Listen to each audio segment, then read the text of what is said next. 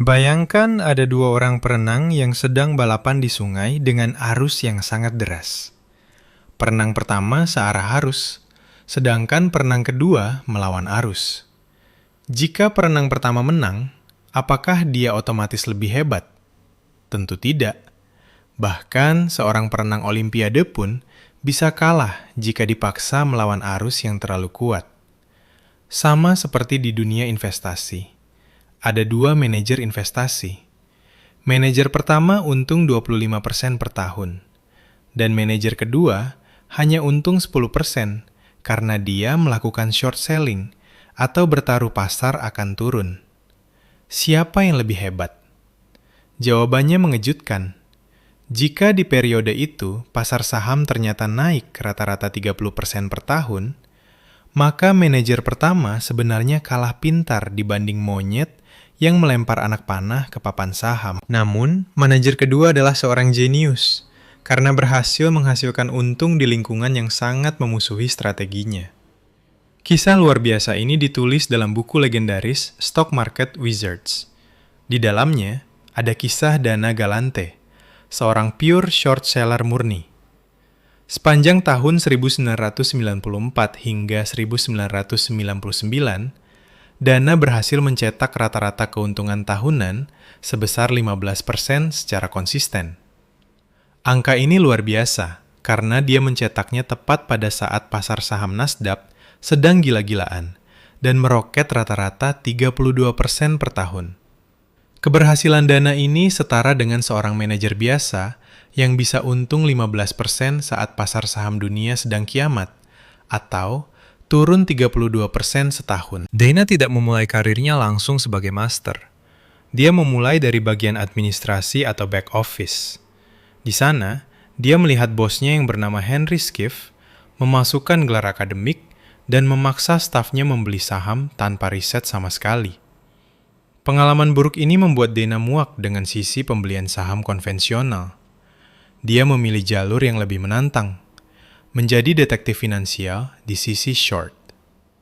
Bagi portofolio kita, strategi short selling murni yang dijalankan secara disiplin sebenarnya adalah penyeimbang risiko terbaik.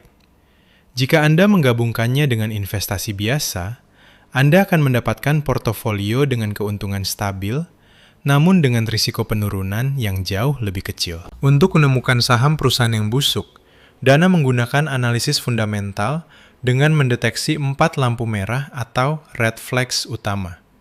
Pertama, piutang yang tinggi. Artinya perusahaan mencatat penjualan besar, tapi uangnya belum masuk. Kedua, perusahaan sering ganti auditor atau CEEFO secara mencurigakan.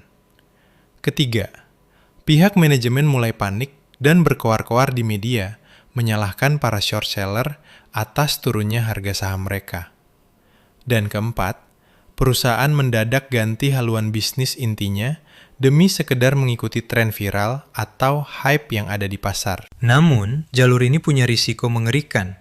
Dana pernah mengalami mimpi buruk saat saham Sanchez Computer meledak dari $32 ke $80 dalam sehari karena euforia internet. Portofolionya boncos 4% dalam hitungan jam, dan dia sempat merasa mati rasa. Untungnya, karena dia super disiplin, dia selalu membatasi alokasi setiap saham maksimal 3%, dan tegas melakukan cut loss jika rugi menyentuh 20%. Dia tidak membiarkan egonya menguasai keadaan.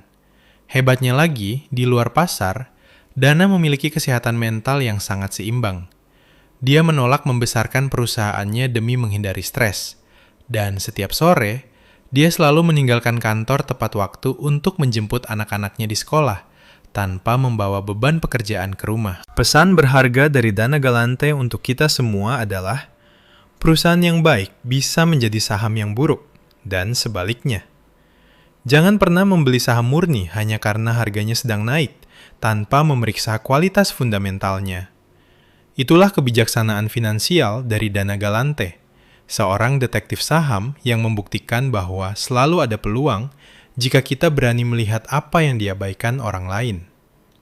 Jika Anda ingin mendapatkan edukasi finansial, analisis mendalam seputar pasar saham, dan strategi investasi berbobot lainnya, pastikan untuk mengikuti dan subscribe kanal YouTube kami di @salembeinvest. Sampai jumpa di pembahasan berikutnya.